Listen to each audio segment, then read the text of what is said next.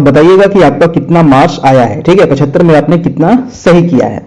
ठीक है, ये नंबर हमारा है जहां पर आपको पीडीएफ नोट्स मिल जाएगा समान अध्ययन और डीएलएड का, तो आप इस पे व्हाट्सएप करके आप अपना नोट्स ले सकते हैं। ठीक है, तो चलिए शुरू करते हैं आज का पहला सवाल। और हमारे चैनल को दोस्तों सब्सक्राइब जरूर करिएगा। ये हमारा चैनल है कैरियर परिवार, है ना, इसको सब्सक्राइब कर लीजिएगा। डेली आपको 9 बजे रात में नोटिफिकेशन आपको मिल जाएगा आपके मोबाइल पर, और आप डेली पढ़ाई कर सकते हैं, तैयारी कर सकते हैं शिक्षक बहाली की, जिसमें प्रधान शिक्षक है, वीपीएससी है, आप किसी भी शिक्षकों की बहाली कर सकते हैं। तो आज का चलिए पहला सवाल हम लोग देखते हैं, राजमन्नार कमेटी का संबंध किस विषय से था? बताइए दोस्तों, पहला का आंसर क्या होगा? राजमन्नार कमेटी। जी हाँ, ये कमेटी काफी इंपॉर्टेंट है और इसका संबंध पूछ रहा है किससे था? जल्दी से बताइएगा। ऑप्शन 4 आपको दिया गया है, चारों ऑप्शन आपको पढ़ना है फटाफट और इसका जवाब देना है। राजमन्नार कमेटी, जी हाँ, इसका संबंध किससे था? तो इसका संबंध था दोस्तों आपका केंद्र और राज्यों के बीच वित्तीय संबंध से था इसका संबंध, है ना। ये क्वेश्चन कई बार एग्जाम में पूछा गया है। राजमन्नार कमेटी का संबंध केंद्र और राज्यों के वित्तीय संबंध से है। देखिए, राजमन्नार जो कमेटी है दोस्तों, इसकी स्थापना यानी कि गठन कब हुआ था? तो 1970 में इसका गठन हुआ था। आपको ध्यान रखना है, बहुत इंपॉर्टेंट ये पॉइंट है। ठीक है, चलिए अगला प्रश्न है आपका प्रश्न नंबर दूसरा नंबर कि वित्त आयोग का गठन निम्न में से कितने वर्षों के बाद होता है? जल्दी से बताइएगा, वित्त आयोग का गठन कितने वर्ष के बाद होता है? दूसरा नंबर सवाल है वित्त आयोग का गठन। तो काफी आसान प्रश्न है और सभी लोग का आंसर बिल्कुल सही आना चाहिए, क्योंकि कई बार मैंने बता चुका हूं और बहुत इंपॉर्टेंट प्रश्न है दोस्तों। क्वेश्चन बार बार रिपीट होते रहता है। तो आंसर हो जाएगा आपका 5 वर्ष, बिल्कुल सही। ऑप्शन नंबर हो जाएगा बी, 5 वर्ष पे वित्त आयोग का गठन होता है। ठीक है, याद रखना है ना।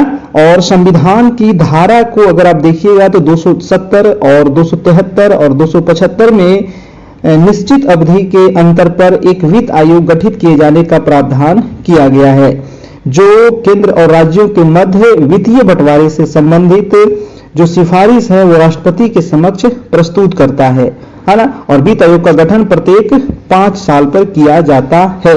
अगला प्रश्न है आपका प्रश्न नंबर 3 तीसरा है कि आर्थिक सुधार कार्यक्रम भारत में कब लागू किया गया था? बताइए दोस्तों, आर्थिक सुधार कार्यक्रम भारत में कब लागू किया गया था? जल्दी से बताइएगा। इकोनॉमिक्स का सवाल है ना, तो यहां पर अभी इकोनॉमिक्स है, हिस्ट्री है, ज्योग्राफी है, पॉलिटी है, साइंस है, सभी चीजों को यहां पर देखेंगे। जल्दी से बताना है आर्थिक सुधार कार्यक्रम भारत में कब लागू किया गया? तो ये लागू किया गया था आपका ऑप्शन नंबर हो जाएगा बी नंबर 1991 में, बिल्कुल सही 1991 में हो जाएगा।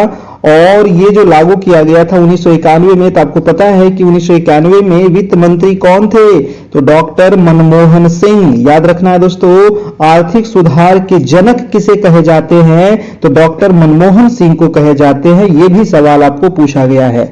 अगला प्रश्न है आपका प्रश्न नंबर 4 कि परिवार नियोजन कार्यक्रम भारत सरकार द्वारा कब प्रारंभ किया गया? परिवार नियोजन कार्यक्रम, ठीक है, बताइएगा जल्दी से, परिवार नियोजन कार्यक्रम कब प्रारंभ किया गया? बहुत ही इंपॉर्टेंट प्रश्न है ना। 9 बजे से आपकी डेली क्लास होती है, तो आपको चैनल को सब्सक्राइब करना है ताकि 9 बजे से नोटिफिकेशन आपको मिल जाएगा आपके मोबाइल पर, फिर आप क्लास में जुड़ जाइएगा। ठीक है, चलिए दोस्तों, इसका पिछला जो टेस्ट अगर देना चाहते हैं तो हमारे प्लेलिस्ट में जाइए, वहां पर आपको सभी टेस्ट मिल जाएगा। प्रधान शिक्षक डीएलएड समान अध्ययन का आपका एक ग्रुप प्लेलिस्ट बना हुआ है, वहां से। तो इसका आंसर हो जाएगा 1952, बिल्कुल सही। बहुत सारे लोगों का जवाब ठीक है, 1952 हो जाएगा भारत में परिवार नियोजन कार्यक्रम।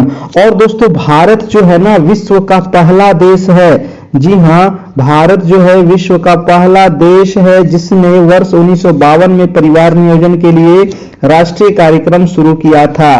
तो ये विश्व का भी पहला देश है, याद रखना है। अगला प्रश्न चलते हैं, प्रश्न नंबर है 5 बताइए 5 का आंसर क्या होगा? जल्दी से बताइएगा। 5 नंबर प्रश्न है, हसदेव बांगो परियोजना कहाँ स्थित है दोस्तों? बताइए हसदेव बांगो परियोजना, बहुत ही इंपॉर्टेंट सवाल है। 5 नंबर, हसदेव बांगो परियोजना ये स्थित है कहां? तो वो आपका हो जाएगा मध्य प्रदेश। जी हाँ, कहां है? ये मध्य प्रदेश में है। और देखिए पहले ये मध्य प्रदेश में था दोस्तों, लेकिन अब इसको आप छत्तीसगढ़ भी कह सकते हैं। ठीक है, हसदेव बांगो परियोजना छत्तीसगढ़ की हसदो नदी पर बनाया गया है ना। अब ये छत्तीसगढ़ में चला गया है, पहले मध्य प्रदेश था। ऐसे इसका आंसर आप डी कर सकते हैं। ठीक है, छत्तीसगढ़। और इस परियोजना की अगर हम स्थापना की बात करें तो 1967 में इसकी स्थापना हुई थी। इसीलिए इसका आंसर कभी कभी मध्य प्रदेश दे देता है, क्योंकि अब छत्तीसगढ़ अलग हो गया ना आपका 2000 ईस्वी में। ठीक है, तो इसका आंसर कभी कभी छत्तीसगढ़ भी दे सकता है, तो ये ध्यान रखना है। 1967 में इस परियोजना की स्थापना हुई थी। अगला प्रश्न है आपका प्रश्न नंबर 6 नंबर, कह रहा है कि उबेर कप किस खेल से संबंधित है? दोस्तों जल्दी से बताइएगा। उबेर कप बहुत ही इंपॉर्टेंट सवाल है। उबेर कप, तो उबेर कप किस खेल से संबंधित है? तो उबेर कप संबंधित है आपका, बिल्कुल सही होना चाहिए, बैडमिंटन के लिए। कहा गया? Badminton. Option number A number हो जाएगा आपका। बैडमिंटन से संबंधित है आपका उबेर कप, बैडमिंटन से संबंधित है उबेर कप। इसी अनुसार देखिए एक और है, चड्डा कप है, नारंग कप है, ये सब भी बैडमिंटन से संबंधित है। अगला प्रश्न है आपका प्रश्न नंबर 7 नंबर, ओलंपिक के प्रतीक चिन्ह में एशिया महाद्वीप का प्रतिनिधित्व करने वाले छल्ले का रंग क्या है? देखिए दोस्तों, जब भी ओलंपिक होता है ना, तो देखते होंगे आप इस प्रकार से छल्ला बना हुआ है ना एक रहता है। तो इसमें जो छल्ला बना हुआ रहता है, इसमें कह रहा है कि जो एशिया महाद्वीप, ये जो छल्ला होता है ना, ये सभी महाद्वीप को सूचित करता है और सबका कलर अलग अलग रहता है। तो एशिया महाद्वीप का कौन सा कलर होता है? बहुत ही इंपॉर्टेंट सवाल है, जल्दी से बताइएगा। एशिया का कौन सा आपका कलर होता है? देखिए एशिया का जो होता है वो होता है पीला, है ना। एशिया का कौन सा कलर होता है? पीला होता है। ऑप्शन हो जाएगा डी नंबर। अगर आपसे पूछे दोस्तों नीला छल्ला किसका होता है, तो नीला होता है भाई साहब आपका यूरोप का, है ना। यूरोप का आपका नीला होता है। पीला छल्ला होता है एशिया का, मैंने बता दिया। और लाल छल्ला किसका होता है? तो लाल होता है यूएसए का, अमेरिका का।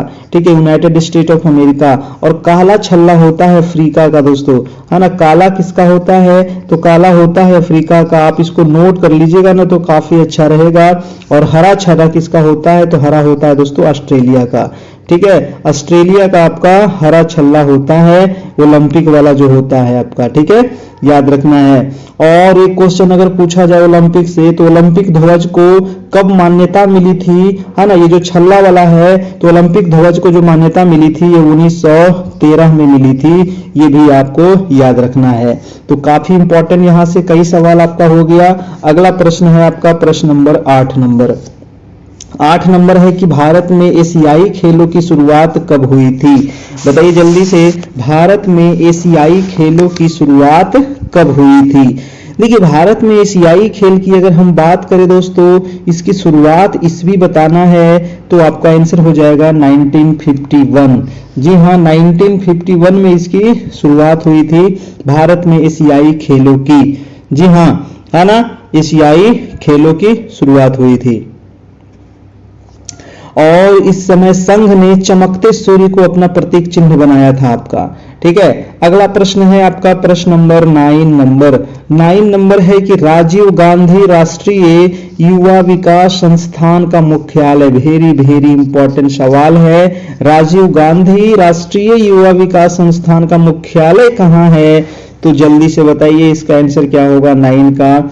इसका मुख्यालय हो जाएगा आपका कहाँ? तो इसका मुख्यालय दिल्ली में तो नहीं है, यूपी में भी नहीं है, आपका यूपी खत्म हो गया। इसका आंसर हो जाएगा दोस्तों श्रीपेरुम्बूर, तमिलनाडु में है।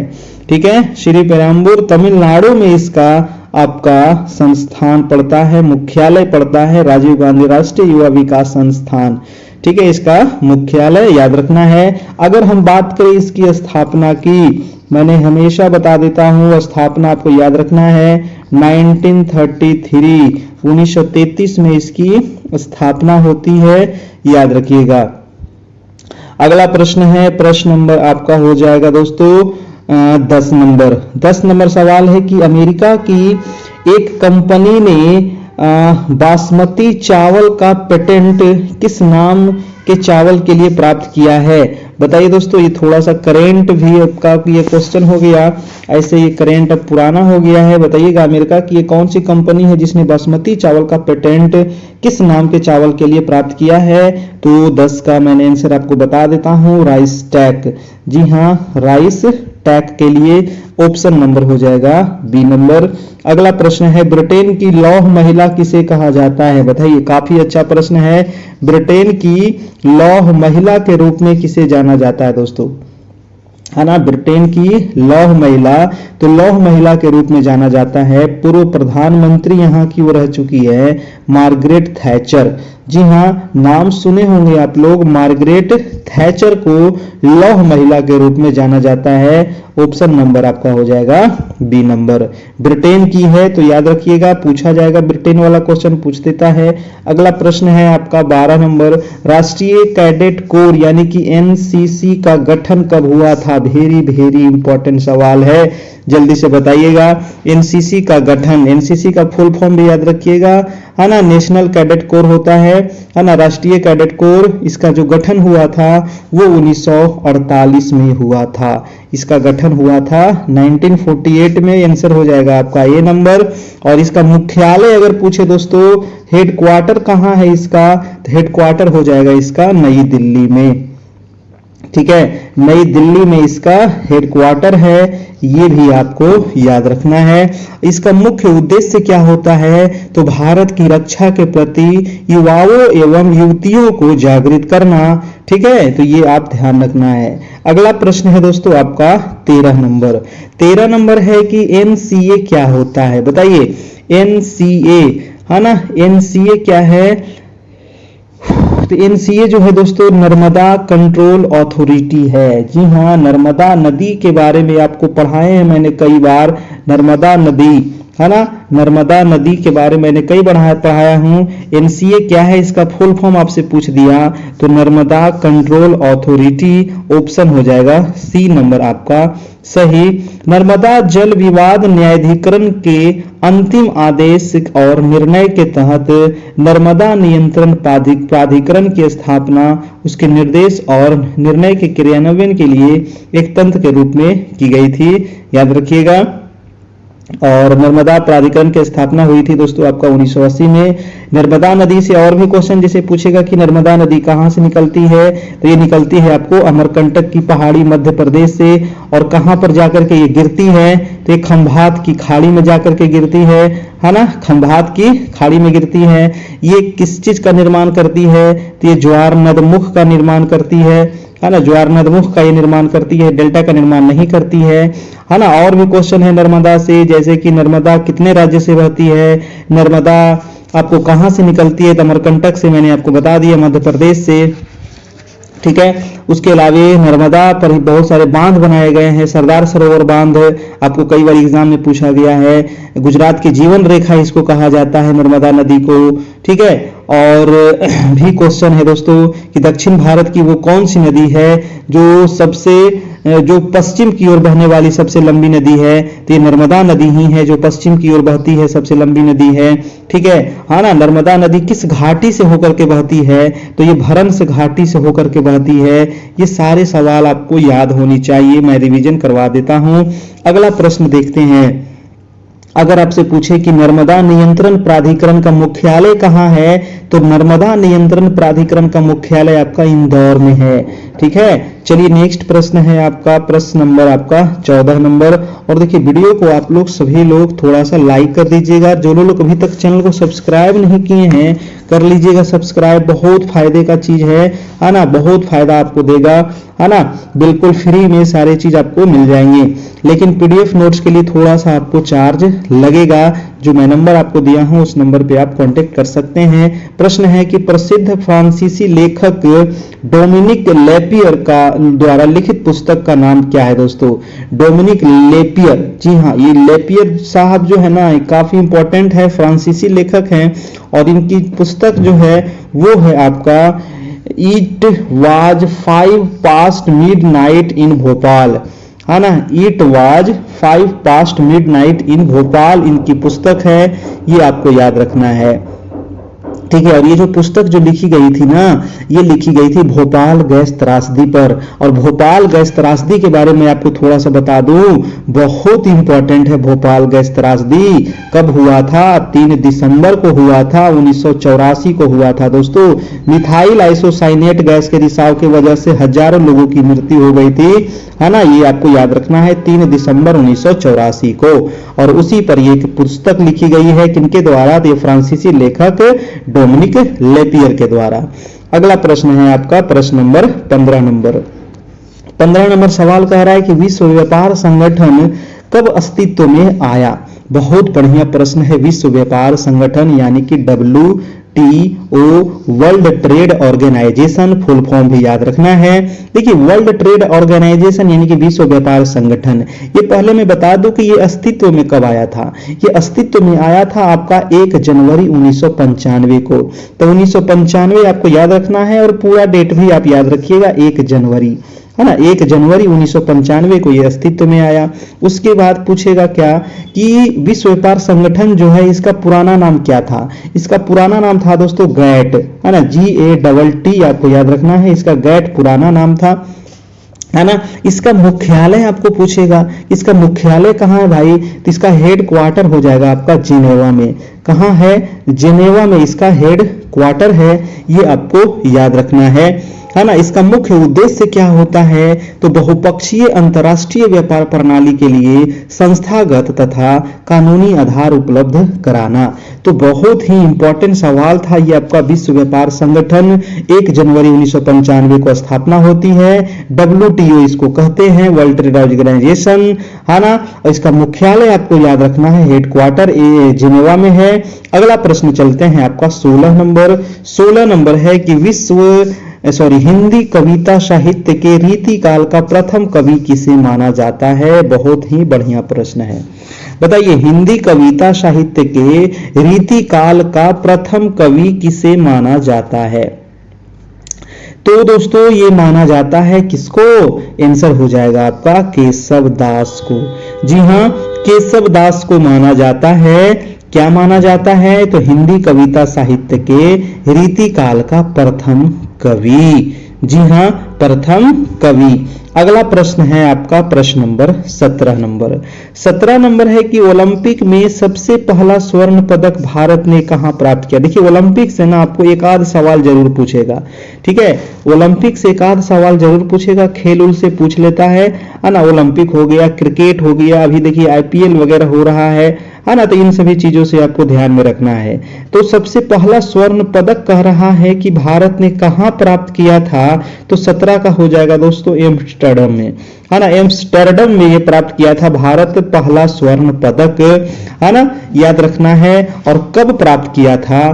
तो वो है आपका 1920 में, है ना। 1920 में भारत ने सर्वप्रथम ओलंपिक में भाग लिया था। जो एम्स्टर्डम है कहां? तो हॉलैंड में है और यहीं पर आयोजित हुआ था 1920 में ओलंपिक, है ना। और भारत ने दोस्तों किस खेल में? तो हॉकी में, है ना। भारत ने किस खेल में प्राप्त किया था? तो हॉकी में भारत ने स्वर्ण पदक प्राप्त किया था पहला। कब? 1920 में। कहां पर हुआ था? एम्स्टर्डम में। अगला प्रश्न है प्रश्न नंबर आपका 18 नंबर। और देखिए नंबर आपको दिया गया है यहां पर, ताकि आपको PDF नोट्स के लिए आपको कांटेक्ट नंबर भी दिया गया है 7857824310, है ना। ये व्हाट्सएप भी नंबर हमारा है, आप इस नंबर पे मैसेज कर सकते हैं, है ना। अगला प्रश्न है आपका प्रश्न नंबर 18 नंबर। 18 नंबर सवाल कह रहा है कि निम्न में से कौन सी वो पुस्तक है भाई साहब जो R.K. नारायण के द्वारा नहीं लिखी गई है? बहुत ही इंपॉर्टेंट सवाल है। R.K. नारायण, देखिए आर के नारायण के द्वारा दोस्तों बहुत सारी पुस्तकें लिखी गई है, जैसे कि द डार्क रूम, है ना, Malgudi days, the guide, my days, है ना, waiting for the Mahatma, Swami and friends, बहुत सारे पुस्तक है आर के नारायण के द्वारा। कौन सी नहीं लिखी गई है, तो ये जो पुस्तक आपको दिख रहा है the serpent and the rope, ये पुस्तक आर के नारायण के द्वारा नहीं लिखी गई है ना, यानी कि आंसर हो जाएगा हमारा बी नंबर। नहीं पूछ रहा था, बाकी जो है ये पुस्तकें आपको याद रखना है, आर के नारायण की पुस्तक है ना। अगला प्रश्न है आपका प्रश्न नंबर 19 नंबर की राष्ट्रमंडल खेलों की शुरुआत कब और कहां हुई थी। बहुत बहुत इंपॉर्टेंट सवाल है राष्ट्रमंडल। देखिए राष्ट्रमंडल खेल की अगर हम बात करें दोस्तों, तो प्रथम आयोजन इसका हुआ था हैमिल्टन में, है ना। प्रथम आयोजन इसका कहां हुआ था, हैमिल्टन में हुआ था। और हैमिल्टन कहां है, तो हैमिल्टन है आपका कनाडा में, है ना। कहां है, हैमिल्टन है आपका कनाडा में है, ये ध्यान रखना है। जिसमें कुल 11 प्रतियोगी देशों ने भाग लिया था, यानी कि टोटल 11 देश भाग लिए थे 1930 में, ठीक है। और इसमें कितने प्रतियोगिता हुई थी, तो इसमें मात्र 6 प्रतियोगिता हुई थी और 11 देश इसमें भाग लिया था। प्रथम राष्ट्रमंडल खेल में 1930 में इसकी शुरुआत हुई थी, हैमिल्टन में इसकी शुरुआत हुई थी। अगला प्रश्न है प्रश्न नंबर आपका 20 नंबर की हर्षचरित, बहुत इंपॉर्टेंट ये पुस्तक है हर्षचरित, कई बार एग्जाम में आपको फंसा चुका है। तो हर्षचरित जो पुस्तक है कह रहा है ये रचना किसकी है, तो सबको पता होना चाहिए वान भट्ट, वान भट्ट, वान भट्ट, है ना। हर्षचरित किसकी है, तो वान भट्ट की है, ऑप्शन हो जाएगा आपका ए नंबर। हर्षचरित का अगर हम दोस्तों ये दरबारी कवि था, है ना, वान भट्ट का, ये ध्यान रखना है। तो ये वान भट्ट आपको और एक और पूछता है भवभूति, हाँ ना, ये भवभूति किसकी रचना है दोस्तों, भवभूति है मालती माधव की, है ना। लिख लीजिएगा भवभूति किसकी रचना है, तो भवभूति आप लिख लीजिएगा मालती माधव, मालती माधव की ये रचना है। अगला प्रश्न है आपका 21 नंबर, किसी वृक्ष की आयु किस तरह ज्ञात की जाती है। बहुत ही बढ़िया प्रश्न है। आप कोई भी जो वृक्ष है ना, उसका आयु कैसे पता करिएगा भाई, बहुत बढ़िया सवाल है। किसी भी वृक्ष की आयु किस तरह तय की जाती है, तो ऊंचाई नाप करके नहीं, ऊंचाई नाप करके नहीं करते हैं, छल्लों को गिन करके, बहुत बढ़िया, है ना, छल्लों को गिन करके हम इसकी आयु को मापते हैं दोस्तों, ठीक है ना। आंसर हो जाएगा हमारा आंसर नंबर बी हो जाएगा। इस विधि को क्या कहते हैं, इस विधि को कहते हैं डेंड्रोक्रोनोलॉजी, है ना, डेंड्रोक्रोनोलॉजी। अगला प्रश्न है आपका 22 नंबर की किस पौधे की जड़ें खाई जाती है ना। वो कौन सा पौधा है जिसका जड़ हम लोग खाते हैं, है ना। मक्का का खाते हैं, मक्का का जड़ खाते हैं ना, मक्का का जड़ नहीं खाते हैं, है ना, ये गलत है। जौ का जड़ खाते हैं, नहीं, ये जौ का जड़ नहीं खाते हैं। चुकंदर का जड़ खाते हैं, बहुत बढ़िया, है ना। लेट्यूस, नहीं, ये भी नहीं खाते हैं, चुकंदर खाते हैं दोस्तों। इसके अलावा हम लोग क्या खाते हैं, सलजम खाते हैं कि नहीं, सलजम का जड़ खाते हैं। उसके अलावा गाजर जो है दोस्तों ये भी जड़ खाते हैं। उसके अलावा मूली जो है ये भी जड़ खाते हैं। ये सारी चीज आपको याद रखना है, ठीक है। तो आंसर क्या हो जाएगा इसका, आंसर नंबर सी हो जाएगा। और अगला प्रश्न है आपका प्रश्न नंबर 23 नंबर, कह रहा है कि फ्यूज में प्रयुक्त होने वाली तार की विशेषता क्या होती है ना। जो फ्यूज लगा हुआ रहता है आपके घर में, ठीक है, तो उसमें तार की विशेषता क्या होती है, निम्न प्रतिरोधक शक्ति होती है या उच्च गलनांक होता है। तो इसका क्या हो जाएगा, है ना। देखिए फ्यूज में जो तार होता है दोस्तों, है ना, फ्यूज का, विद्युत फ्यूज का जो प्रयोग हम लोग परिपथ में लगे उपकरणों की सुरक्षा के लिए करते हैं, ताकि अगर ज्यादा वोल्टेज आएगा तो फ्यूज उड़ जाएगा और हमारे घर का जो पंखा, एसी, टीवी, कूलर, फ्रिज है वो बच जाएगा, ठीक है। तो इसका आंसर जो हो जाएगा वो आपका बी नंबर हो जाएगा, यानी कि उच्च प्रतिरोधक शक्ति और निम्न गलनांक, ऑप्शन नंबर आपका बी हो जाएगा। अगला प्रश्न देखते हैं, प्रश्न नंबर हो जाएगा आपका 24 नंबर। सवाल कह रहा है कि जेनेटिक कोड की व्याख्या सबसे पहले किसने की थी। जेनेटिक कोड की व्याख्या किसने की थी सबसे पहले, जल्दी से बताइएगा इसका आंसर क्या होगा। देखिए इसका व्याख्या करने वाले व्यक्ति थे आपको हरगोविंद खुराना। बहुत ही इंपॉर्टेंट सवाल है, genetic code Hargobind Khurana, note करना है, जेनेटिक कोड हरगोविंद खुराना, है ना। चलिए दोस्तों, अगला प्रश्न है आपका प्रश्न नंबर 25 नंबर की HIV, है ना। HIV परीक्षण किस रोग की जांच करने के लिए किया जाता है? बहुत ही बढ़िया प्रश्न है। HIV कई बार आ चुका है। तो HIV के लिए अगर जांच के लिए हम लोग कौन सा करते हैं? कैंसर, सर्पीज, एड्स या फिर एलर्जी। तो आंसर हो जाएगा HIV जो होता है वो एड्स, आंसर हो जाएगा आपका C नंबर। किस रोग की जांच के लिए करते हैं? तो एड्स के लिए। HIV तो एक वायरस है दोस्तों, और एड्स आपका बीमारी है, ठीक है, ये आपको ध्यान रखना है। और इसमें क्या होता है कि शरीर की प्रतिरक्षा प्रणाली कमजोर पड़ जाती है ना, रोग प्रतिरोधक क्षमता क्या हो जाता है? कम हो जाता है, और व्यक्ति की धीरे धीरे मृत्यु हो जाती है। अगला प्रश्न है आपका प्रश्न नंबर 26 नंबर। 26 नंबर है कि चिकित्सा में नशीले पदार्थ का उपयोग किस लिए होता है? जी हाँ दोस्तों, कई जगह आप लोग देखते होंगे कि डॉक्टरी चिकित्सा में नशीले पदार्थ का उपयोग किया जाता है। आखिर क्यों किया जाता है? तो चिकित्सा में नशीले पदार्थ का उपयोग दर्द से आराम दिलाने के लिए होता है, ठीक है। किस लिए होता है? दर्द से आराम। तो आप भी कहीं बैठ के पीने मत लगिएगा, है ना।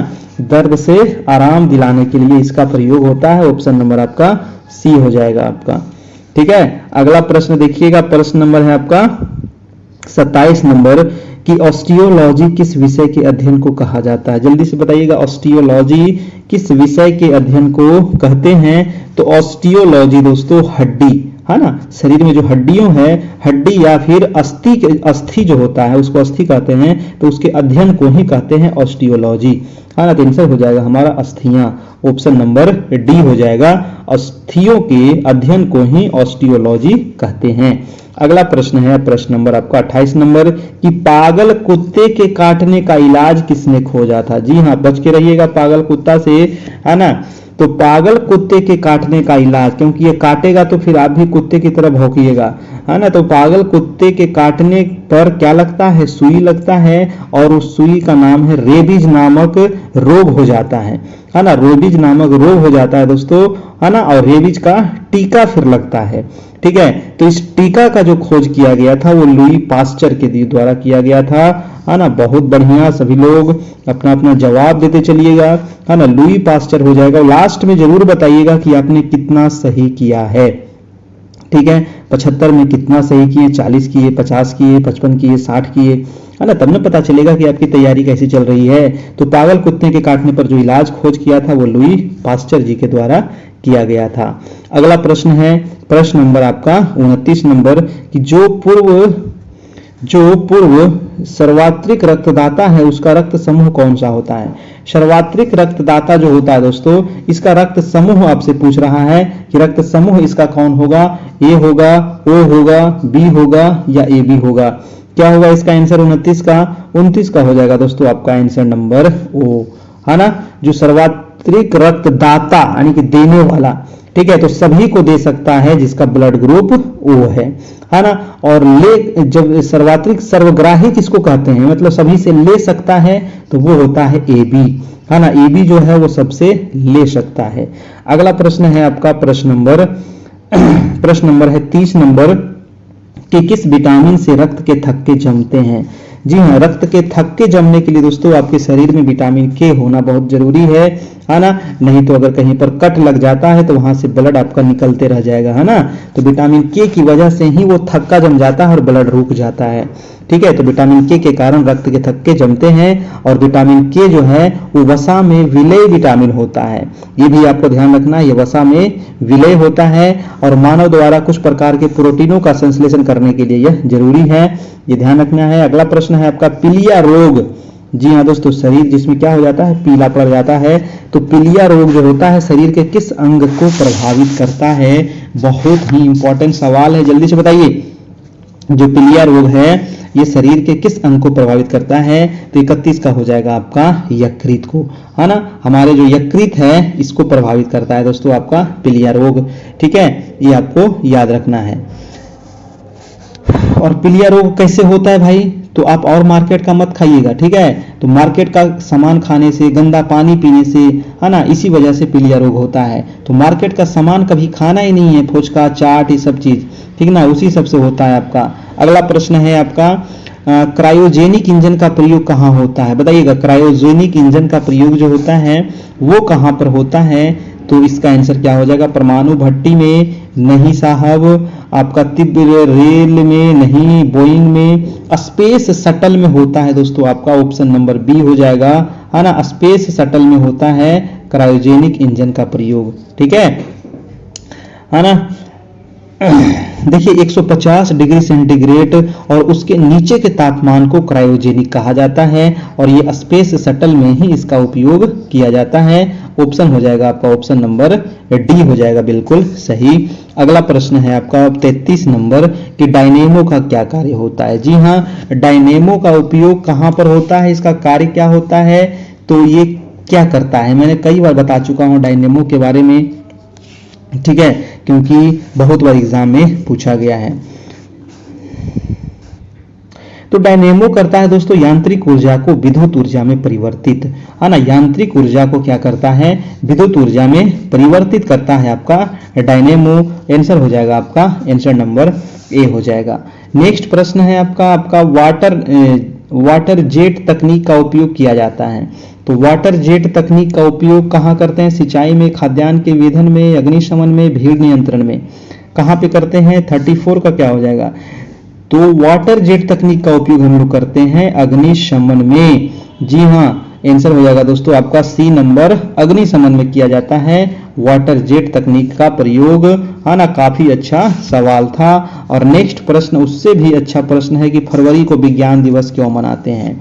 जी हाँ, हम लोग विज्ञान दिवस कब मनाते हैं, 28 फरवरी को, आपको याद है ना, 28 फरवरी को हम लोग प्रत्येक 28 फरवरी को विज्ञान दिवस मनाते हैं।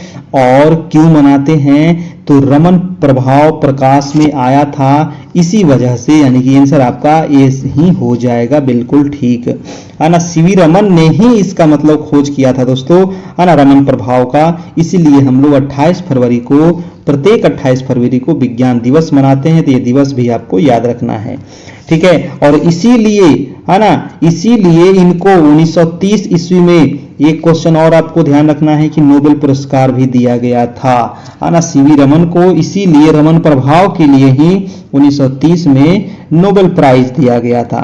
अगला प्रश्न है आपका 36 नंबर की धूप से बचने के लिए छाते में रंग संयोजन निम्न में से कौन सा उचित है। जी हाँ, आप धूप में निकलते हैं तो आपका जो छाता होना चाहिए दोस्तों वो किस कलर का होना चाहिए, या फिर जो आप कपड़ा पहने हुए हैं वो किस कलर का होना चाहिए, तो ज्यादा अच्छा रहेगा, ठीक है।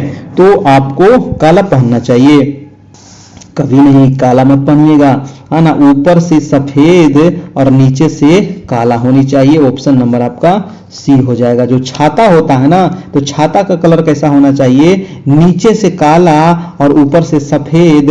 अगर इस कलर का छाता है वही छाता खरीदिएगा, ठीक है। लाल, पीयर, हरियर, ब्लू, काला मत खरीद लीजिएगा, है ना। ये वाला देख लीजिएगा, उसके बाद ही खरीदिएगा गर्मी वाला छाता, ठीक है। अगला प्रश्न देखिएगा, आपका प्रश्न नंबर है 37 नंबर की भारी जल एक प्रकार का क्या है।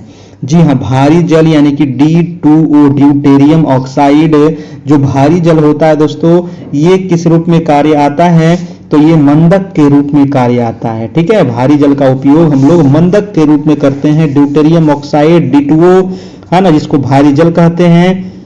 भारी जल की खोज हुई थी आपका 1932 में, ठीक है। कब खोज हुई थी, 1932 में यूरे और वासबर्न ने किया था इसकी खोज। अगला प्रश्न है आपका कि 38 नंबर की जंग लगने तथा जलने में अंतर यह है कि जंग लगने में क्या होता है। देखिए क्वेश्चन कह रहा है कि जंग लगने तथा जलने में क्या अंतर है। अंतर यह है कि जंग लगने में क्या होता है, तो जंग लगने में गर्मी तथा रोशनी पैदा नहीं होती है और जलने में रोशनी और गर्मी दोनों पैदा होता है, ठीक है। आंसर हो जाएगा आपका बी नंबर, है ना। तो जंग लगने में न ही गर्मी होगा और न ही रोशनी पैदा नहीं होती, यानी कि ऑप्शन नंबर आपका बी हो जाएगा, बिल्कुल सही। अगला प्रश्न है आपका, क्वेश्चन को बस यहां पर घुमाया गया है ना, ताकि आप इसमें कंफ्यूज हो जाएं। क्वेश्चन में कुछ नहीं है, क्वेश्चन बिल्कुल आसान है। जंग लग गया किसी चीज में, लोहा में जंग लगता है तो क्या उससे गर्मी पैदा होता है या रोशनी पैदा होता है? नहीं होता है। बस यही तो पूछ रहा था, ऑप्शन हो जाएगा बी नंबर, है ना। अगला प्रश्न है देखिए आपका 39 नंबर कि कैथोड किरणें क्या होती है, बताइएगा। कैथोड किरणें क्या होती है? तो कैथोड किरणें जो होती है ये गतिमान आवेशित कण है दोस्तों, ठीक है, गतिमान आवेशित कण है। और इसका जो आंसर हो जाएगा आपका ऋण विद्युत आवेश कण है ना।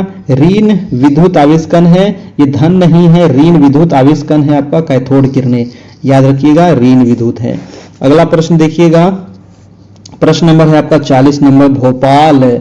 जी हाँ, यदि भोपाल में एक चुंबकीय सुई को टकराया जाए तो इसकी उत्तरी सिरा किस ओर संकेत करेगी, बताइए, है ना। भोपाल में एक चुंबकीय सुई को लटकाया जाए, अच्छा टकराया नहीं लटकाया जाए, तो इसका उत्तरी सिरा किस ओर संकेत करेगा, बताइए दोस्तों। इसका आंसर हो जाएगा उत्तरी सिरा किधर रहेगा? उत्तरी सिरा हिमालय में रहेगा, है ना। उत्तरी सिरा सीधा हिमालय, द्वारका थोड़ी जाएगा, कन्याकुमारी थोड़ी जाएगा, पुरी थोड़ी जाएगा, हिमालय तो रहेगा उत्तरी सिरा, है ना। उत्तरी सिरा आपका हिमालय की ओर रहेगा, ठीक है। अगला प्रश्न है बहुत बढ़िया, 41 नंबर सवाल कह रहा है कि मुद्रा राक्षस किसने लिखी है, बताइएगा। मुद्रा राक्षस जो पुस्तक है ये किसकी पुस्तक है, बताइए जल्दी से। बहुत बढ़िया सवाल है, मुद्रा राक्षस एकदम आसान सवाल है ना। तो मुद्रा राक्षस आपका विशाख दत्त का है, किसका है? मुद्रा राक्षस विशाख दत्त का है, ऑप्शन नंबर आपका बी हो जाएगा, ठीक है। और मुद्रा राक्षस में दोस्तों मौर्य वंश की स्थापना के विषय में बारे में जानकारी मिलता है मुद्रा राक्षस में, ठीक है। गौतम बुद्ध का जन्म पूछ रहा है आपसे, 42 नंबर सवाल है, गौतम बुद्ध का जन्म कहाँ हुआ था दोस्तों? तो गौतम बुद्ध का जन्म हुआ था आपका 563 में, 563 बीसी में इनका जन्म होता है, याद रखिएगा, है ना। आपका महात्मा बुद्ध का जन्म कहाँ होता है? तो आंसर हो जाएगा आपका लुम्बिनी में, है ना। लुम्बिनी में इनका जन्म होता है, ऑप्शन नंबर हो जाएगा सी। लुम्बिनी नामक एक गांव है दोस्तों, वहीं पर इनका जन्म हुआ था और 563 ईस्वी पूर्व में हुआ था। इनसे इनका तो ज्ञान प्राप्ति आपको पता है, बोधगया हुआ था, है ना, पीपल वृक्ष के नीचे, ठीक है, फल्गु नदी के किनारे। और पहला उपदेश इन्होंने दिया था कहाँ? तो सारनाथ में दिया था प्रथम उपदेश, जी हाँ, जिसमें 5 ब्राह्मण थे और इन्हीं को उपदेश दिए थे, प्रथम उपदेश, ठीक है। और इनकी मृत्यु के बारे में पूछा जाता है कि इनकी देहावसान कब हुआ था? तो इनका देहावसान हुआ था 483 बीसी में, और कहाँ हुआ था? तो कुशीनगर में हुआ था, ठीक है, कुशीनगर में हुआ था। कुशीनगर भी आपका उत्तर प्रदेश में है और सारनाथ भी आपका उत्तर प्रदेश में है। कितनी वर्ष की आयु में इनकी मृत्यु हुई थी? तो 80 साल की उम्र में। अगला प्रश्न है खजुराहो के मंदिर कहाँ स्थित है? खजुराहो, है ना, खजुराहो के मंदिर आपको मिलेंगे दोस्तों मध्य प्रदेश में, है ना। खजुराहो के मंदिर कहाँ है? खजुराहो के मंदिर हो जाएंगे आपके मध्य प्रदेश में। अब मैंने मध्य प्रदेश तो बता दिया, लेकिन सारा जगह जो रीवा है, सतना है, छतरपुर है, सब मध्य प्रदेश में है ना। तो ये तो कंफ्यूज वाली बात है, इसका आंसर हो जाएगा छतरपुर, है ना। छतरपुर में हुआ था आपका खजुराहो। खजुराहो का मंदिर कहाँ है? छतरपुर में। मध्य प्रदेश राज्य के एक प्रमुख शहर है, ठीक है, जहां पर है छतरपुर।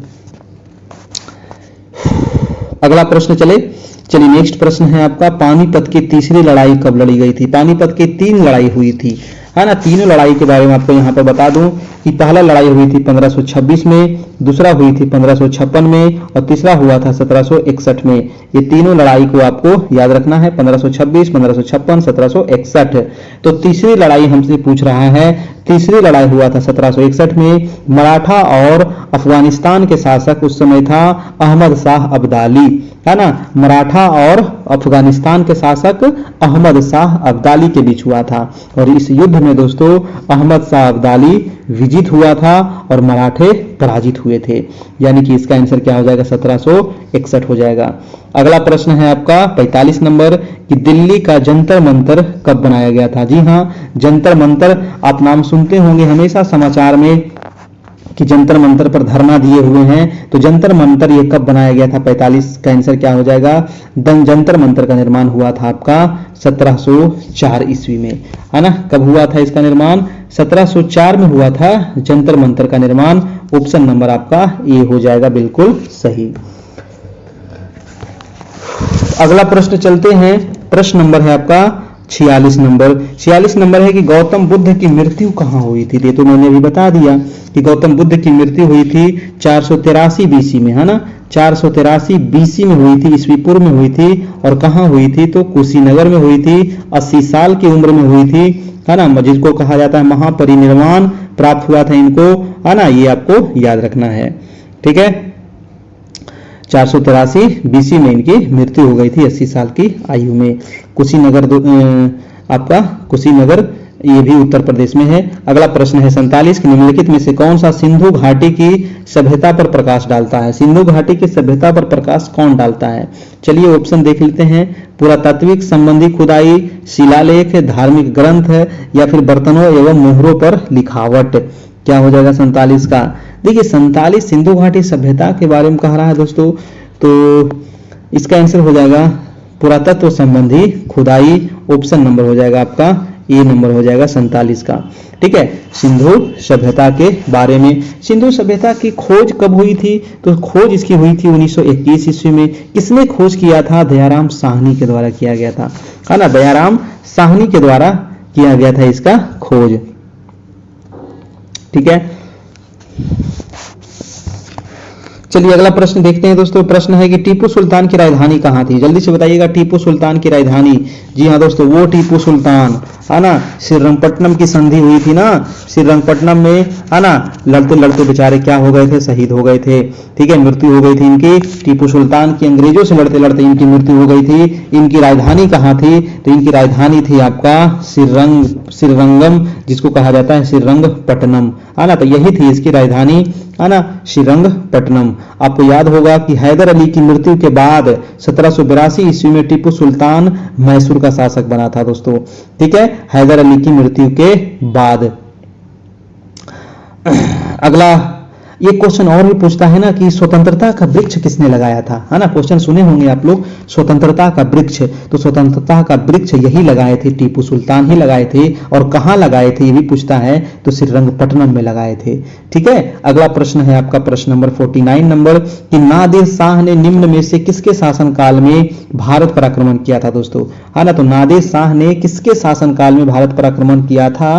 49 का क्या होगा, 49 का क्या हो जाएगा, तो नादिर शाह ने मोहम्मद शाह के शासनकाल में, जी हां, नादिर शाह ने मोहम्मद शाह के शासनकाल में भारत पर आक्रमण किया था।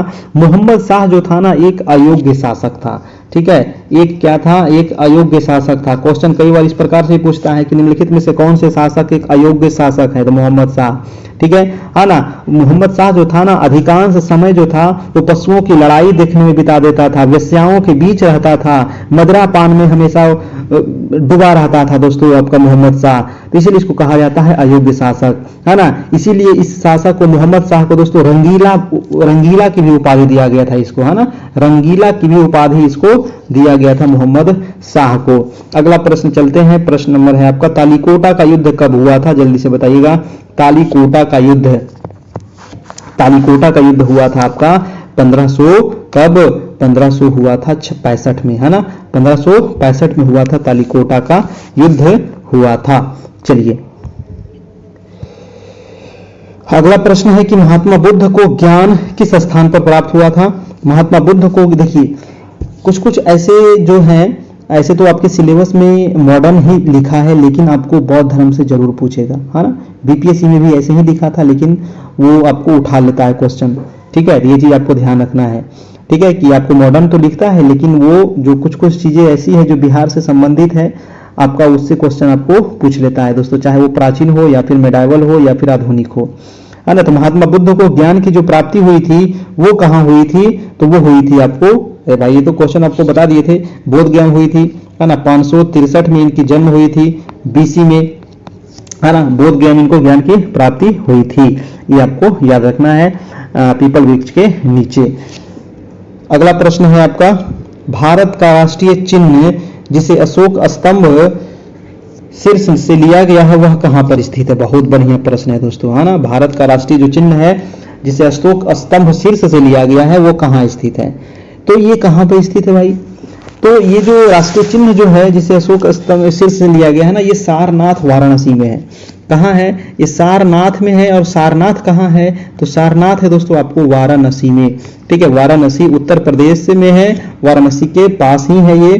ठीक है, अगला प्रश्न है कि पाणिनि ने किस क्षेत्र में प्रसिद्धि प्राप्त की थी दोस्तों? पाणिनि, देखिए पाणिनि क्या था? पाणिनि दोस्तों आयुर्वेद में, व्याकरण में, गणित में, या फिर आपका साम्राज्य स्थापना में। 53 का हो जाएगा आपका, ये व्याकरणविद था आपका। ठीक है, आंसर हो जाएगा आपका व्याकरण में, है ना। तो किस क्षेत्र में प्रसिद्धि प्राप्त किया था? तो व्याकरण में पाणिनि ने। ठीक है, पाणिनि की पुस्तक दोस्तों आपको याद है? अष्टाध्यायी, है ना। अष्टाध्यायी जो है ये पाणिनि का ही पुस्तक है। ठीक है, ये आपको याद रखना है, कई बार पूछा गया है। अगला प्रश्न है आपका प्रश्न नंबर 54 नंबर कि चाणक्य का एक और नाम क्या था? बहुत बढ़िया है। चाणक्य का एक नहीं, मैं दो नाम बताऊंगा, है ना। चाणक्य का एक नहीं, मैं दो नाम बताऊंगा। कि चाणक्य का ही नाम था दोस्तों आपका कौटिल्य। चाणक्य का ही क्या नाम था? कौटिल्य। और इसी का एक और नाम है विष्णुगुप्त, है ना। तो ये भी आपको याद रखना है 54 को। ठीक है, कौटिल्य और विष्णुगुप्त भी इसको कहते हैं। तो इसका 3 नाम आपको याद रखना है ना। तीनों नाम विष्णुगुप्त, है ना। 3 नाम इसका था दोस्तों, चाणक्य, कौटिल्य, विष्णुगुप्त, तीनों एक ही था। इसकी एक महत्वपूर्ण पुस्तक कौन सी है? तो अर्थशास्त्र, है ना। अर्थशास्त्र जो है दोस्तों इसकी ही पुस्तक है, ये आपको याद रखना है। और अर्थशास्त्र राजनीतिक से संबंधित है ना। नाम है अर्थशास्त्र, है राजनीतिक से संबंधित। अगला प्रश्न है 55 की किस मुगल बादशाह की मृत्यु सीढ़ी से गिरने पर के कारण हो गया था? जी हाँ दोस्तों, तो सीढ़ी से गिरा और उसकी मृत्यु हो गई। वो था कौन? तो वो था आपका हुमायूं। जी हाँ, हुमायूं की जो मृत्यु हुई थी, है ना, हुमायूं की जो मृत्यु हुई थी दोस्तों ये सीढ़ी से गिरने से हुई थी। इसकी मृत्यु हुई थी आपका 1556 में। 1556 में ये दिल्ली में है आपका दिनपनाह भवन, है ना। दिल्ली में दिनपनाह भवन में ही जो सीढ़ी है उसी से गिरने के कारण ही हुमायूं की मृत्यु हो गई थी, क्योंकि बूढ़ा हो गया था बेचारा। तो गिरा होगा तो इधर उधर चोट लग गया होगा, लुढ़क गया फिर, और क्या। अगला प्रश्न देखिएगा आपका 56 नंबर की स्वराज मेरा जन्मसिद्ध अधिकार है और हम इसे लेकर के रहेंगे, ये किसने कहा है? बताइएगा ये कथन किसका है? तो ये तो बच्चे बच्चे को याद है कि स्वराज हमारा जन्मसिद्ध अधिकार है और हम इसे लेकर के रहेंगे, बाल गंगाधर तिलक। जी हाँ, बाल गंगाधर तिलक का ये कथन है दोस्तों। ऑप्शन हो जाएगा आपका डी नंबर। नेक्स्ट चलते हैं, फटाफट आप अपना अपना जवाब देते चलिए। अगला प्रश्न है कि गांधी इरविन समझौता किस साल हुआ था? बहुत बढ़िया प्रश्न है, गांधी इरविन समझौता। पूरा डेट बताइएगा, है ना, पूरा डेट बताइएगा, गांधी इरविन समझौता कब हुआ था? गांधी इरविन समझौता हुआ था 15 मार्च 1931 को। पूरा डेट आपको याद रखना है क्योंकि पूरा डेट पूछ लेता है। 15 मार्च 1931 कहाँ गया? ऑप्शन नंबर आपका सी नंबर। ठीक है, गांधी जी के बीच में और किसके बीच में हुआ था? तो गांधी जी थे और लॉर्ड इरविन के बीच में हुआ था दोस्तों, गांधी इरविन समझौता। अगला प्रश्न है कि भारत की स्वतंत्रता प्राप्ति के समय ब्रिटेन के प्रधानमंत्री, वेरी वेरी वेरी इंपॉर्टेंट सवाल है दोस्तों, बताइएगा। भारत जब आजाद हुआ था 1947 में, है ना, तो उस समय ब्रिटेन के प्रधानमंत्री कौन थे? ऑप्शन में आपको दिखा दूं, ऑप्शन आ जाइए, देखिए आपको 4 ऑप्शन दिया गया है। विंस्टन चर्चिल, क्लेमेंट एटली, लॉर्ड माउंटबेटन, लॉर्ड रेडक्लिफ। क्या होगा आपका? तो देखिए भारत की आजादी के समय वहां का जो शासक था वो था क्लेमेंट एटली, है ना। क्लेमेंट एटली था आपका उस समय प्रधानमंत्री। ऑप्शन बी हो जाएगा। अगला प्रश्न देखिएगा 59 नंबर कि हर्षवर्धन को किस राजा ने हराया था?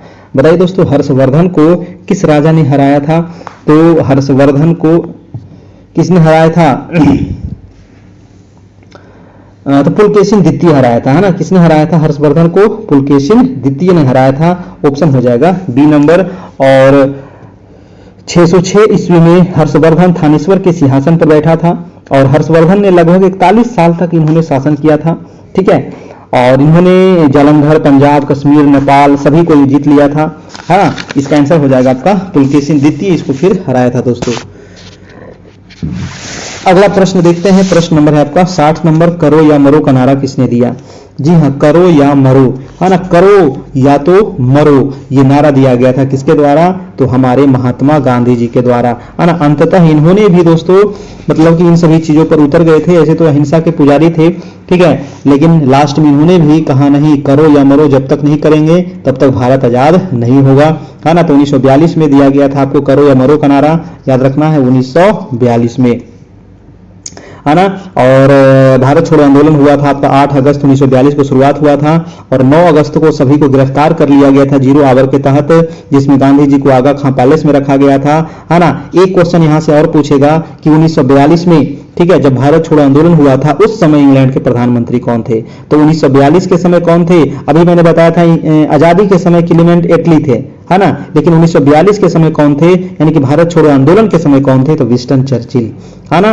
विंस्टन चर्चिल जो थे दोस्तों ये भारत छोड़ो आंदोलन के समय प्रधानमंत्री थे और क्लीमेंट एटली जो थे वो आजादी के समय थे, है ना। अगला प्रश्न चलते हैं, प्रश्न नंबर है आपका 61 नंबर। प्रश्न कह रहा है कि भारत के संविधान का वो कौन सा अनुच्छेद है जो शिक्षा के अधिकार को परिभाषित करता है। जी हाँ, शिक्षा के अधिकार, हमारा मौलिक अधिकार है शिक्षा का अधिकार, और इसको अनुच्छेद 21 के ए में जगह दिया गया है ना।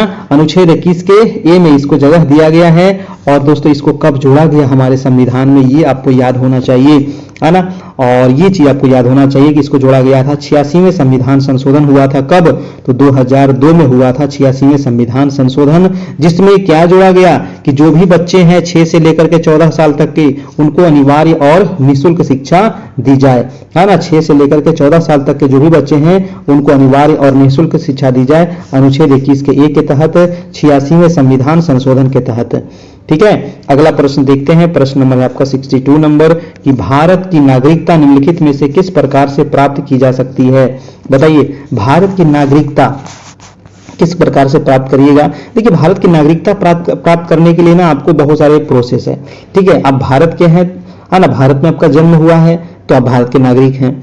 और इसको लागू कब किया गया था दोस्तों, तो इसके बारे में थोड़ा सा आप जानते हैं कि देखिए, भारत की जो नागरिकता से संबंधित अनुच्छेद भी पूछा जाता है, कितने भाग में है। अगर आपसे भाग पूछे कि नागरिकता कितने भाग में है, तो भाग 2 में है।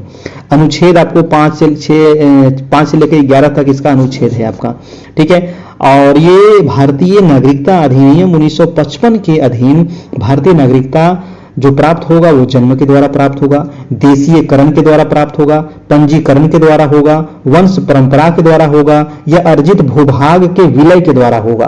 तो ये 5 प्रकार से आप भारत के नागरिक बन सकते हैं, ठीक है। तो इसका आंसर क्या हो जाएगा, आंसर हो जाएगा आपका इनमें से सभी हो जाएगा। अगला प्रश्न है आपका प्रश्न नंबर 63 नंबर। भारतीय नागरिकता के लिए आवेदन करने से पहले किसी व्यक्ति के लिए न्यूनतम कितने समय तक भारत में रहना अनिवार्य है। जी हाँ, अगर कोई विदेशी नागरिक अगर भारत का नागरिकता लेना चाहता है तो भारत में उसको लगातार कितने साल तक रहना पड़ेगा। जी हाँ, इसका आंसर क्या होगा दोस्तों, इसका आंसर हो जाएगा आपका ऑप्शन नंबर 5 साल, ठीक है। ये 5 साल हो जाएगा आपका, ऑप्शन नंबर बी हो जाएगा। देखिए, इसमें हमेशा संशोधन होते रहता है ना, इसमें हमेशा क्या होते रहता है, संशोधन होते रहता है। पहले इसमें था 10 साल, अभी इसमें लगता है 5 साल कर दिया गया है। और इसको भाग 2 के तहत अनुच्छेद 5 से 11 में इसका वर्णन किया गया है, नागरिकता से संबंधित, है ना। ये चीज आपको ध्यान रखना है।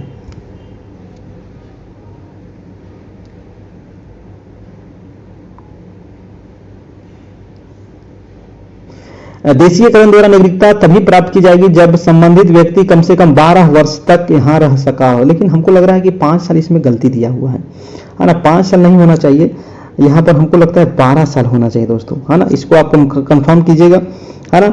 अगला प्रश्न हम चलते हैं 64 नंबर की, भारत में नागरिकता प्राप्त करने का नियम कौन बनाता है। हाँ, ये प्रश्न है, नागरिकता प्राप्त करने का नियम कौन बनाता है। जी हाँ, तो नियम कौन बनाएगा, ऑप्शन है आपका राज्यपाल, मुख्य चुनाव आयुक्त, प्रधानमंत्री या फिर राष्ट्रपति। कौन बनाता है, तो ये बनाते हैं दोस्तों हमारे राष्ट्रपति। जी हाँ, तो भारत की नागरिकता प्राप्त करने का जो नियम है वो संसद द्वारा अनुमोदन होता है और जब राष्ट्रपति इस पर हस्ताक्षर करते हैं तब वो जाकर के नियम बनता है, यानी कि लास्ट हस्ताक्षर किनका रहेगा, राष्ट्रपति महोदय का। अगला प्रश्न है 65 नंबर। 65 सवाल है कि भारत का संविधान, जी हाँ, भारत का जो संविधान है दोस्तों वो कैसा संविधान है ना। तो भारत का जो संविधान है वो क्या हो जाएगा, भारत का संविधान अर्थात भारतीयों का अपनी नागरिकता को एकल नागरिकता प्रदान करता है ना। एकल नागरिकता प्रदान करता है, ये तो सही है, दोहरी गलत है ना। आंसर हमारा ए ही हो जाएगा, एकल नागरिकता प्रदान करता है। नहीं, हम लोग को जो नागरिकता मिला है वो एकल नागरिकता है, लेकिन आपका अमेरिका की अगर बात करें, यूएसए की, तो यहाँ पर दोहरी नागरिकता है ना, वहां पर दो दो नागरिकता है, केंद्र की अलग है, राज्य की अलग है। अगला प्रश्न है आपका 66 नंबर की अनुच्छेद 14 में कानून की समानता का अधिकार किस देश से लिया गया है? जी हाँ, अनुच्छेद 14 में क्या है दोस्तों, है ना, कानून के समक्ष समानता। तो कानून के समक्ष क्या है, सभी व्यक्ति समान है। ये आपका जो लिया गया है, ये कहां से लिया गया है? तो ये ब्रिटेन से लिया गया है। ठीक है, ये कहां से लिया गया है? ब्रिटेन से लिया गया है। ऑप्शन नंबर आपका बी हो जाएगा। चलिए नेक्स्ट प्रश्न है, देखते हैं आपका 67 नंबर। 67 है कि नौकरी में समान अवसर का अधिकार संविधान के किस अनुच्छेद में दिया गया है? बताइए, नौकरी में सबको समान अवसर मिलना चाहिए, ये अनुच्छेद कितने में है ना? तो नौकरी में समान अवसर मिलना चाहिए, ये आप अनुच्छेद पढ़े होंगे, अनुच्छेद नंबर 16 है ना, अनुच्छेद नंबर 16 में इसका वर्णन किया गया है। ठीक है, ये आपको याद रखना है, जिसमें कहा गया है अवसर की समानता, है ना, यानी कि अवसर जो मिलेगा सभी को समान रूप से मिलेगा, अनुच्छेद नंबर 16 में। अगला प्रश्न है आपका अस्पृश्यता का अंत। अस्पृश्यता मतलब क्या होता है? छुआछूत। अस्पृश्यता का अंत संविधान के किस अनुच्छेद में है ना? तो यानी कि छुआछूत का जो अंत किया गया था, ये अनुच्छेद 17 के तहत इसका अंत किया गया है। ऑप्शन हो जाएगा ए नंबर। और हमारा मौलिक अधिकार भाग कितने में है? तो भाग 3 में वर्णन किया गया है। कहां से कहां तक है? तो अनुच्छेद 12 से 35 तक इसका वर्णन किया गया है। नेक्स्ट प्रश्न है आपका कि मौलिक अधिकार को प्रवृत्त कराने के लिए निम्नलिखित रीटों में से कौन सी रीट जारी की जा सकती है? बताइए दोस्तों, मौलिक अधिकार को प्रवृत्त कराने के लिए कौन सी रीट जारी करी जाएगी? देखिए, हमारे संविधान में दोस्तों 5 प्रकार का रीट की व्यवस्था की गई। अगर आपके मौलिक अधिकार का अगर हनन होता है तो आप उच्च न्यायालय या सर्वोच्च न्यायालय में रीट दायर कर सकते हैं। और ये 5 प्रकार का रीट कौन कौन से हैं ये भी मैं आपको बताएंगे। तो ये पांचों जो उपयुक्त सभी हो जाएगा, जैसे बंदी प्रत्यक्षीकरण, उत्प्रेषण, निषेध, ये सारे आपके क्या है दोस्तों? तो आपके मौलिक अधिकार को प्रवृत्त कराने के लिए ये रीट दायर आप कर सकते हैं। कौन कौन से रीट हैं? जैसे बंदी प्रत्यक्षीकरण तो आपका है ही, इसमें दिया हुआ है। इसके अलावा परमादेश है ना, परमादेश है। इसके बाद आपका अधिकार परीक्षा है ना, उत्प्रेषण है और प्रतिषेध है। तो ये 5 रीट आपको याद रखना है। इसका वर्णन आपको किया गया है अनुच्छेद नंबर 32 में। ठीक है, और इसीलिए भीमराव अम्बेडकर ने इसको क्या कहा था? हृदय एवं आत्मा कहा था। ठीक है, अगला प्रश्न है आपका प्रश्न नंबर 70 नंबर। कह रहा है कि याचिका जैसे कि परमादेश, बंदी प्रत्यक्षीकरण जारी किए जाते हैं, ये किसके द्वारा जारी किए जाते हैं दोस्तों? हाँ, परमादेश, बंदी प्रत्यक्षीकरण ये किसके द्वारा जारी होते हैं? तो आपका आंसर हो जाएगा उच्च न्यायालय के द्वारा। ठीक है, 70 का आंसर क्या हो जाएगा? उच्च न्यायालय के द्वारा, राष्ट्रपति नहीं, ये भी गलत है, ये भी गलत है। उच्च न्यायालय के द्वारा ये जारी होते हैं। और अनुच्छेद कितने के तहत ये जारी होंगे उच्च न्यायालय के द्वारा? तो 226 के तहत, है ना, अनुच्छेद 226 के तहत उच्च न्यायालय द्वारा इसको जारी करेगा, याद रखिएगा। और अगर सर्वोच्च न्यायालय के द्वारा इसको किया जाता है तो अनुच्छेद 32 के तहत। ठीक है, चलिए, है ना, अनुच्छेद 32 में 5 प्रकार का रीट दिया गया है दोस्तों, है ना, ये आपको याद रखना है। और 226 के तहत आप सर्वोच्च न्यायालय के द्वारा रीट दायर कर सकते हैं। चलिए नेक्स्ट प्रश्न है आपका 71 नंबर। प्रश्न कह रहा है कि ग्रह जो सूर्य के सबसे अधिक नजदीक है। अच्छा, सूर्य के सबसे अधिक नजदीक कौन सा है ना? ये मान लो सन है, तो सूर्य के सबसे नजदीक बुध है, शुक्र है, पृथ्वी है, मंगल है, बृहस्पति, शनि, अरुण, वरुण, है ना। ये 8 क्रम को याद रखिएगा, बुध, शुक्र, पृथ्वी, मंगल, बृहस्पति, शनि, अरुण, वरुण। ठीक है, तो सबसे नजदीक है आपका बुध, है ना, सूर्य के सबसे नजदीक बुध है ना, फिर शुक्र है, फिर पृथ्वी है, फिर मंगल है, फिर बृहस्पति है, फिर शनि है, फिर अरुण है, फिर वरुण है। सबसे दूर वाला वरुण है और सबसे नजदीक वाला बुध है। अगला प्रश्न है 72 नंबर की कौन सी नदी पूर्व दिशा की ओर बहती है? पूर्व दिशा की ओर बताना है दोस्तों, कौन सी नदी बह रही है, बताइएगा। पूर्व दिशा की ओर, देखिए नदी के बारे में थोड़ा बता दूं, कावेरी नदी। कावेरी नदी कहां बहती है? ये देखिए पूर्व दिशा में बह रही है। उसके अलावा सोन नदी आपका उत्तर दिशा में बह जाती है। नर्मदा नदी आपको पश्चिम दिशा में बह जाती है। ताप्ती नदी भी आपका पश्चिम दिशा में बहती है। तो पूर्व दिशा में कौन सी बह रही है? ये कावेरी नदी। कावेरी नदी कहां से निकलती है दोस्तों? तो ये ब्रह्मगिरी से निकलती है। है ना, ब्रह्मगिरी से निकलती है। ब्रह्मगिरी की पहाड़ी है आपको कहाँ, तो ये कर्नाटक में पड़ता है ना, कर्नाटक में है ब्रह्मगिरी की पहाड़ी, यहीं से निकलती है आपको कावेरी नदी। है ना, इसकी लंबाई कितनी है, तो 800 किलोमीटर, याद रखना है। ये बंगाल की खाड़ी में जाकर के गिर जाती है। अगला प्रश्न है कि असम का डिगबोई किस लिए जाना जाता है, बताइए। देखिए असम का जो डिगबोई है ना, डिगबोई आप नाम सुने होंगे असम में, तो ये किस लिए प्रसिद्ध है, तो असम का जो डिगबोई है ये तेल क्षेत्र के लिए प्रसिद्ध है। भारत का सबसे पहले तेल जो भारत में निकाला गया था, खुदाई हुई थी, वो डिगबोई से ही हुई थी दोस्तों, 1901 ईस्वी में, है ना, 1901 में इसकी खुदाई हुई थी डिगबोई की, ये आपको याद रखना है। नेक्स्ट प्रश्न है आपका 74 नंबर, और आपको देखिए डेली हमारे यहाँ 9 बजे से टेस्ट होती है ना, 9 बजे रात्रि से डेली आपको टेस्ट होती है, क्लास होती है। तो इसके लिए चैनल को सब्सक्राइब जरूर कर लीजिएगा, बेल आइकन जरूर आपको प्रेस कर लेना है ताकि 9 बजे नोटिफिकेशन आपको मिल सके। इसका पीडीएफ नोट्स लेने के लिए आप हमें कांटेक्ट कर सकते हैं 78 57 82 43 10। ठीक है, ये हमारा व्हाट्सएप नंबर है ना। इसमें आपको थोड़ा चार्ज लगेगा, उसके बाद ही आपको पीडीएफ नोट्स मिल पाएगा। मैं लास्ट में आपको बता दूंगा किस अनुसार से आपको मिलेगा। बताइए इसका आंसर क्या हो जाएगा। भारत और चीन के विभक्त करने वाली सीमा रेखा, तो भारत चीन के बीच में है आपका मैकमोहन लाइन, है ना, मैकमोहन लाइन 74 का हो जाएगा बी नंबर। देखिए मैकमोहन जो रेखा है दोस्तों, ये किस राज्य में पड़ता है, तो ये पड़ता है आपको अरुणाचल प्रदेश में। ठीक है, अरुणाचल प्रदेश में आपको मैकमोहन लाइन खींचा गया है। ठीक है, ये आपको याद रखना है। और अगर कहे रेड क्लिफ लाइन, तो रेड क्लिफ हो जाएगा भारत और पाकिस्तान के बीच। ठीक है, अगला प्रश्न देखते हैं। अगला प्रश्न है कौन सी नदी आपका कह रहा है कि पक्षीपाद डेल्टा बनाती है। अच्छा, पक्षीपाद, जी हाँ, पक्षीपाद डेल्टा कौन सी बनाती है। पक्षी का पैर जो होता है ना, वो इस प्रकार से होता है दोस्तों, है ना, पक्षी का जो पैर होता है वो इस प्रकार से होता है, पक्षी का पैर। तो इस प्रकार से डेल्टा कौन सी बनाती है, कौन सी नदी इस प्रकार से डेल्टा बनाती है पक्षी पैर की तरह, है ना। तो आंसर ये पूछ रहा है, क्वेश्चन ये पूछ रहा है, ऑप्शन है मिसिसिपी, नील, अमेजन, ब्रह्मपुत्र। तो पक्षीपाद डेल्टा हो जाएगा आपका मिसिसिपी नदी। मिसिसिपी नदी जो बहती है दोस्तों, ये बहती है आपको कहाँ, तो यूएसए में, है ना, यूएसए में बहती है मिसिसिपी नदी, और ये पक्षीपाद डेल्टा बनाती है। अगर कहे कि अमेजन जो नदी है ना, ये किस प्रकार का डेल्टा निर्माण करती है, तो अमेजन नदी जो निर्माण करती है ये चापाकार डेल्टा, है ना। ये क्वेश्चन कई बार पूछा गया है, अमेजन चापाकार डेल्टा। नील नदी किस प्रकार का डेल्टा बनाती है, तो ये भी नील नदी भी चापाकार डेल्टा, है ना, नील नदी भी चापाकार डेल्टा। और ब्रह्मपुत्र नदी दोस्तों परित्यक्त डेल्टा, है ना, परित्यक्त डेल्टा का निर्माण करती है नील नदी। ठीक है, तो ये सारे नदियां अलग अलग प्रकार के डेल्टा का निर्माण करती है, यहां से आपको ध्यान रखना है। तो ये रहा आज का 75 प्रश्न, इसका आंसर दिया गया है। आपको कैसा लगा बताइएगा, और इसका पीडीएफ लेने के लिए आप हमें जुड़ सकते हैं हमारे व्हाट्सएप से, है ना, जहां समान अध्ययन डीएलएड का आपको मिल जाएगा 399, इसमें चार्ज आपको लगेगा दोस्तों। ये नंबर आपको दिया गया है 7857824310, जहां से आपको 399 जो हमारे नए शिक्षक हैं, अगर अभी तक नहीं जुड़े हैं, अब ज़्यादा समय नहीं बचा है, मात्र 1 से 1.5 महीना आपके पास टाइम है। अभी भी अगर आप मेहनत करते हैं तो आराम से आपकी तैयारी हो जाएगी।